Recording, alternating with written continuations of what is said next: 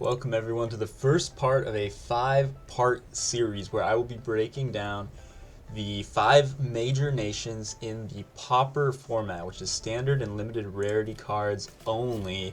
We will be starting with the second best, if not the best, nation in Pauper, and that is Soviet. I am Vinny, if you did not know. Just won the Special Operations Pauper format. And I like the format a lot. I hope it will get even spicier after the upcoming expansion, which I think was supposed to be in spring, so coming up soon, I'm hoping. So, let's take a look at this first deck. I've got 4 very good Soviet Pauper decks to show you. This one is tokens.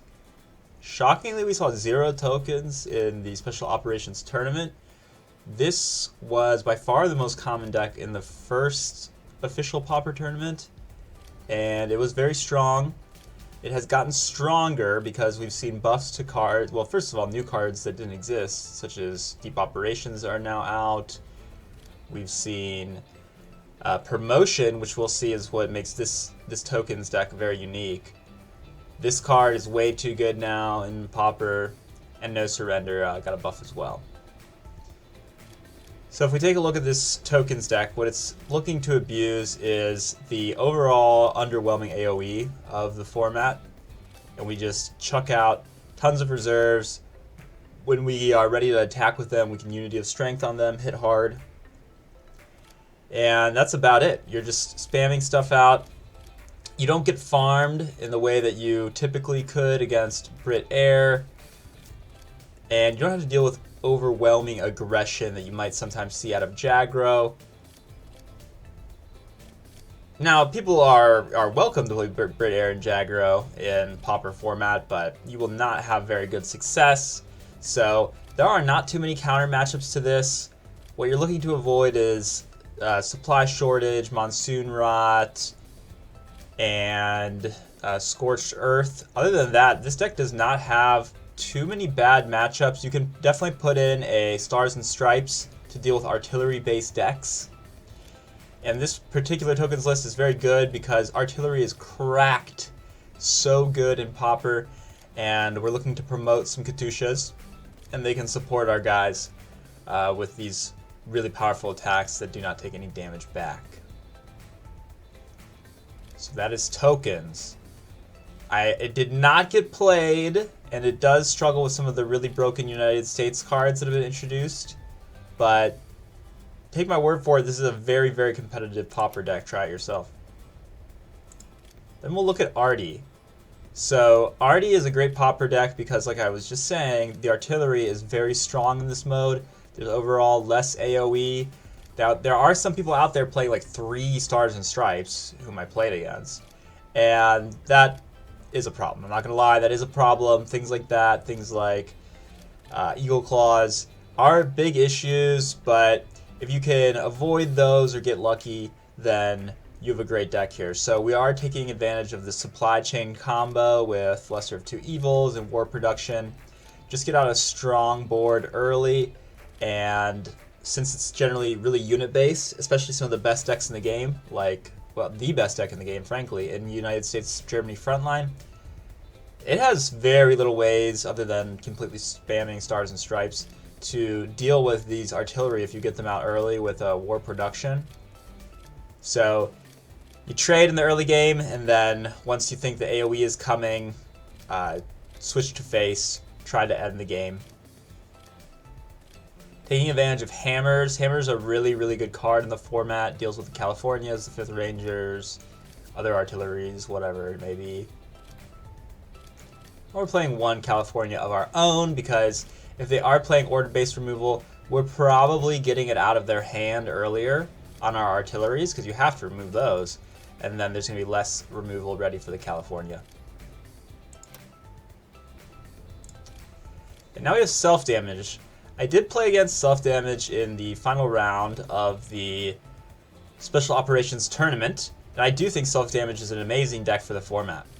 He was playing it with British Ally, which definitely is maybe the second best option, I would say. Probably the second best option. I would still go with Italy here, but it does struggle with draw. So we are playing 3 Arctic Convoy because we need draw, and of course the Max Sickles. So that's about it. We have 10 draw, but we are an aggro deck in this format for sure. So we are looking to end the game with like counter-offensive and winter warfare before things can go too long. And we have completely insane, unrivaled control of early board presence with this deck, in this format especially. Already self-damage has crazy good early game board control and tempo, but unlike in Standard, those huge board clearing cards like Leopold, AVRE, or delaying cards like Monty Shelling do not exist. So it makes the deck that much more impenetrable. And for our heal, because we can't play Engineers or Great Patriotic War, we have Mare and the Fiat G50s. Very, very strong deck. This is probably the best deck to counter the other best deck in the game, which is the US-Germany frontline. And lastly, we have a pure research stall deck for Soviets. So this is the most unique deck in Pauper because this is the only way we have to really scam out those rare cards. Every other deck I was just saying, oh, there's not these big resets, there's not this and all that. This deck you can scam out Spy Rings and Bletchley them, nuke them, whatever it is, and then you can come back using all the removal and all the delaying tools. We're playing Max Scorched Earth, we're playing Bryansk, we're playing all defensive tools, and then we're looking to end the game with Research plus our T-34s, which with the 1 heavy armor has just enough HP to survive against the California. And this deck is very, very obnoxious, and it takes, although I actually wouldn't really rate it as high as the other Soviet decks, if you're unexperienced, if you don't know what to expect, or if it's closed deck list format, then this can be a very, very powerful deck, because if your opponent is inexperienced, I should say, because they do not play well enough around Scorched Earth, and maybe they're not aggressive enough to realize that you have the inevitability with this deck, or they go too wide against supply shortage, all this stuff. So kind of a fun deck if you like playing control. It is really hard to play control in Pauper just because there's no rare cards, but this is how you do it. If you want to play control, I would suggest this being how you play it with Soviets.